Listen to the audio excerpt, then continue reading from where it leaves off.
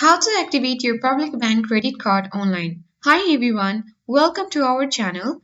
Watch the video till the end and without further ado, let's begin. First of all, you need to launch your preferred browser. Click on the search bar at the top of your screen and type in public bank login.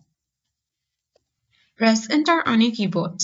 Then you will reach on the result interface where you will see the public bank warhead at top of your screen. You can simply click on the first link. So this is your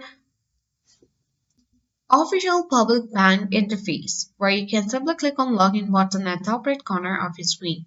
And here you got the list of options. Simply select PBE. You need to wait a while until another page loads. So now you are on the activation page where you have to enter your user ID to log into PBE and click on the next button. If you haven't yet registered, you can click register at top right to register into your account.